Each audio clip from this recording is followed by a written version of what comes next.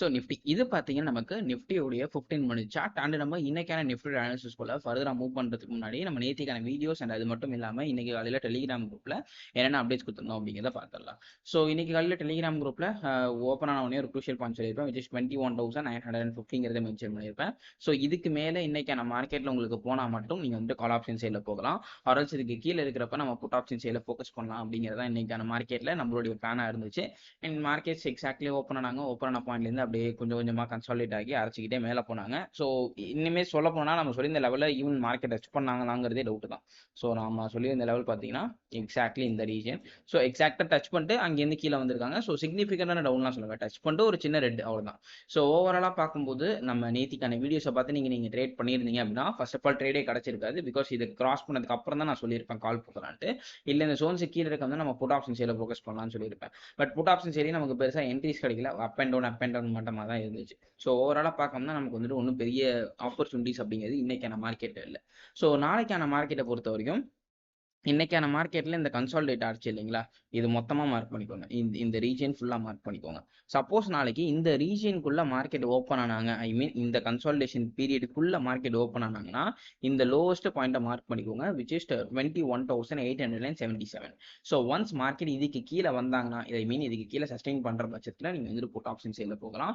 ஆர்எல்ஸ் இந்த சோன்ஸுக்கு மேலே போகிற பட்சத்தில் நம்ம வந்து கால் ஆப்ஷன் சைடில் ஃபோக்கஸ் பண்ணலாம். ஸோ இவ்வளோ தான் நாளைக்கான மார்க்கெட்டில் மேட்ரு. ஸோ இந்த சோன்ஸ் நாளைக்கான மார்க்கெட்ல ரொம்ப குரூஷியலாக ஆக்ட் ஆகும். சப்போஸ் கேப் அப்போ இல்லை கேப் டவுன் ஆகிட்டாங்கன்னா என்ன பண்ணலாங்கிறத நம்ம பின்னாடி பார்க்கலாம். ஸோ பேசிக்கலி நாளைக்கான மார்க்கெட்டோட ஃபிளாட் ஓப்பனிங் நடந்துச்சுன்னா இதுதான் கோஆர்டினேட்ஸ், விச் இஸ் 21,950 21,877. ஸோ அது வரைக்கும் வரதுக்கான சான்சஸ் இருக்கு. ஐ மீன் இந்த சோன்ஸ்குள்ள இருக்கிற வரைக்கும் மார்க்கெட் வந்து அப்பர் சைடில் கட் ஆனாங்கன்னா காலும், கீழே கட் ஆகாத புட் ஆப்ஷன் சைட்லையும் ஃபோக்கஸ் பண்ணுங்க.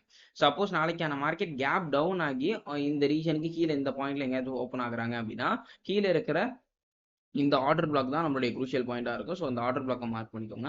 ஸோ எப்போ மார்க்கெட் இந்த ஆர்டர் பிளாக்கை தாண்டி நமக்கு கீழே வராங்களோ அந்த டைமில் நீங்கள் புட்டில் போகலாம்.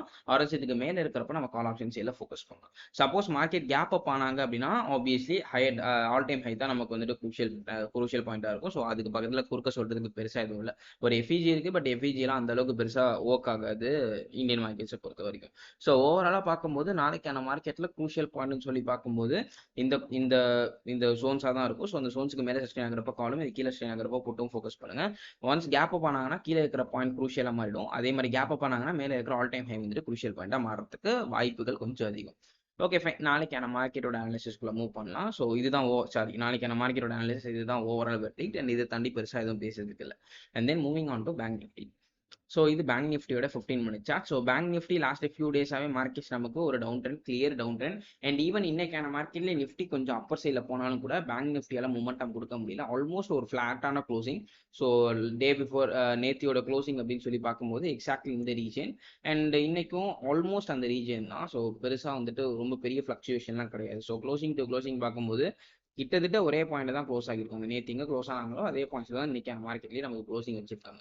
ஸோ நாளைக்கான மார்க்கெட்டை பொறுத்த வரைக்கும் நான் ப்ரீவியஸ்லி சொன்ன மாதிரியே தான் இந்த பாயிண்ட் வந்துட்டு நமக்கு ஒரு நல்ல சப்போர்ட் ஆக்ட் ஆகிறதுக்கான சான்சஸ் இருக்குது அப்படிங்கிறத மென்ஷன் பண்ணியிருப்பேன். பிகாஸ் இந்த ரீஜன் கிட்ட நமக்கு வந்துட்டு ஒரு ட்ரெண்ட் லைன் பிரேக் ஆகிருக்கு.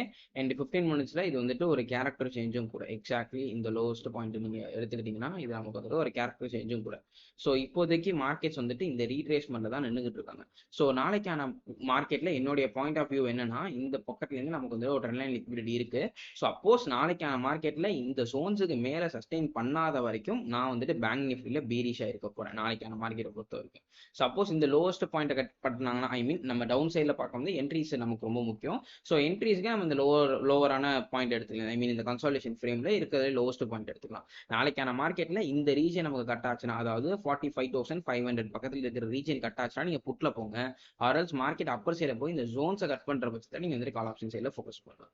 ஸோ நாளைக்கான மார்க்கெட்டில் இந்த ஜோன்ஸ் தான் க்ரூஷியல் பாயிண்ட். ஸோ இதோடைய கோஆர்டினேஷன் நீங்கள் மென்ஷன் பண்ணியிருக்கேன். ஸோ அதை மார்க் பண்ணி வச்சுக்கோங்க. அண்ட் நாளைக்கான மார்க்கெட்டில் இந்த ஜோன்ஸ் அப்பர் சைடில் கட் ஆகும் நீங்கள் ஆப்ஷன் சைட்லையும், ஜோன்ஸ் டவுன் சைடில் கட் ஆகும் நீங்கள் புட் ஆப்ஷன் சைட்லையும் ஃபோக்கஸ் பண்ணலாம். அண்ட் என்னுடைய ஃபேவரட்ஸ்னு சொல்லி பார்க்கும்போது நான் டவுன் சைடு இன்ட்ரெஸ்ட் தான் ஆப்வியஸ்லி ஃபோக்கஸ் பண்ணேன் நாளைக்கான மார்க்கெட்டை பொறுத்த வரைக்கும். அண்ட் சப்போர்ட் அண்ட் ரெசிஸ்டன்ஸ் அப்படியே சப்போர்ட் அண்ட் ரெசிஸ்டன்ஸை நீங்கள் மென்ஷன் பண்ணியிருக்கேன். ஸோ மார்க் பண்ணி வச்சுக்கோங்க. மேபி உங்களுக்கு யூஸ்ஃபுல்லாக இருக்கலாம். ஸோ உங்களை அடுத்த வீடியோ பார்க்குறேன். until then this is Kanan signing off from Master Trades.